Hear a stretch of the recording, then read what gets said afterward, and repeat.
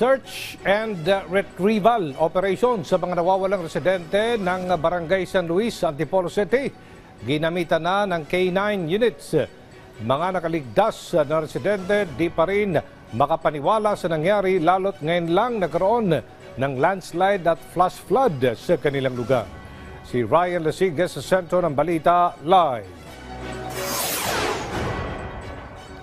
Aljo, pahirapan pa rin nga itong isinasagawang retrieval operation dito sa Barangay San Luis sa Antipolo City dahil sa mayat-mayang pagbuhos ng malakas na ulan. Katunayan, Aljo, kung minsan ay tinitigil yung isinasagawang retrieval operation dahil sa kadelikaduhan. Mula doon sa unang area natin kahapon, kung saan tayo nandoon kahapon, ay natapos na or tinapos na nila yung paghahanap doon dahil bigo yung mga retrieval team na mahanap yung katawan. Bagamat kanina nagkaroon ng konting pag-asa na mahanap doon sa area na yon dahil inuupuan ito ng mga aso mula sa K9, pero makalipas yung ilang oras na paghuhukay, paghahanap, bigo ang mga retrieval team na makahanap ng katawan.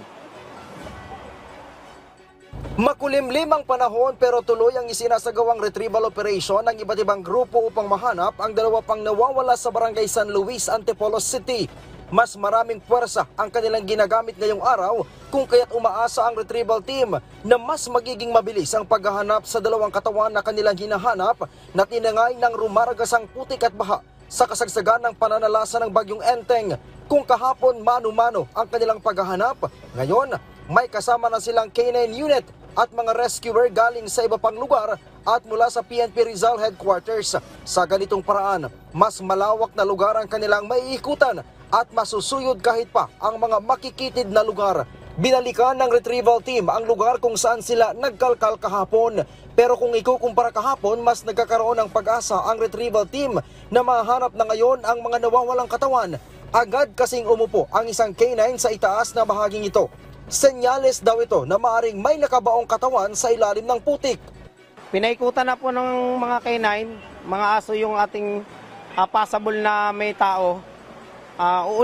Continuous lang po, i-continuous lang po natin yung paghuhukay para dun sa makita natin yung cadaver.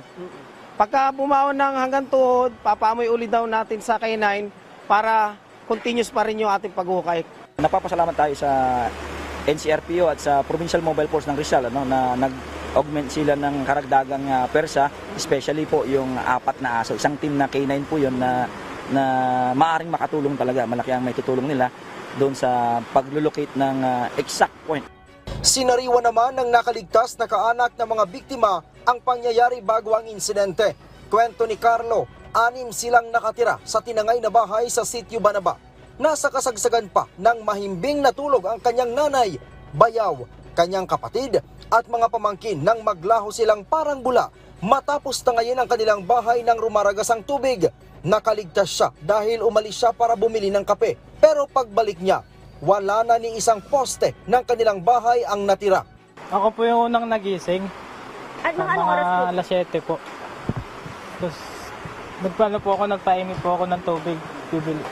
And then, bibili po ako ng kape. Nakasalang po yung mainit. Pataas po ako dun sa daan po namin. Nandun pa po yung bahay. Tapos pagbalik ko po, wala na po yung bahay. Matagal na daw silang nakatira sa lugar at ni isang beses ay hindi pa sila nakaranas ng landslide kung kaya't tiwala daw sila na hindi ito mangyayari. Pero sa kasagsagan ng buhos ng ulan, dala ng bagyong Enteng, nangyari ang hindi inaasahan. Ngayon lang po naman nangyari yun eh. Bago po Biglaan yung insidente. po. Bumagsak daw po yung pader doon po sa sa kabila. Subdivision daw po yun. Siyempre po, tiwala. Doon na po ako lumaki. Unang natagpuan ng 1 taong gulang na bata ilang oras lamang matapos ang insidente. Kahapon ay kinumpirma din na natagpuan na sa bahagi ng Antipolo Hills ang 27 taong gulang na sinasabing nanay ng pamilya. Malayo ang pagkakaanod sa katawan ng babae na nakitang may malaking sugat sa muka. Bago mag-alas 5 naman kahapon ay natagpuan na ang katawan ng padre di pamilya ng biktima na nakasiksik sa creek. Naghiwalay ako ng isang team kahapon, pinabalikan ko doon sa tulay.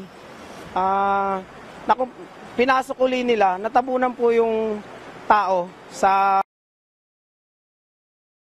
Lumakas yung tubig kahapon, nakita naman nung nandito, siguro lumutang siya. Dalawa pa mula doon sa 5 miyembro ng pamilya ang hindi pa nahanap ang katawan. Aljo, hanggang sa mga oras na ito ay bumubuhos pa rin yung ulan dito sa bahagi ng Barangay San Luis. Pero tulad ng nakikita nyo dito sa aking likuran, nandito na yung mga pulis at tuloy ang isinasagawang retrieval operation na dahil hindi naman ganon kalakas yung buhos ng ulan dito. Ito rin yung area, Aljo, kung saan nakita itong creek na ito, kung saan naguhukay itong mga kapulisan dito. Yan din yung creek kung saan nakita yung katawan ng Padre de Pamilya kahapon at umaasa yung retrieval team na nandito rin sa bahagi ito dahil mga oras na to yung putik na nandito sa bahaging ito. Kung kaya't tuloy-tuloy lang itong kanilang isinasagawang paghuhukay. Aljo. Maraming salamat, Ryan Lasigas.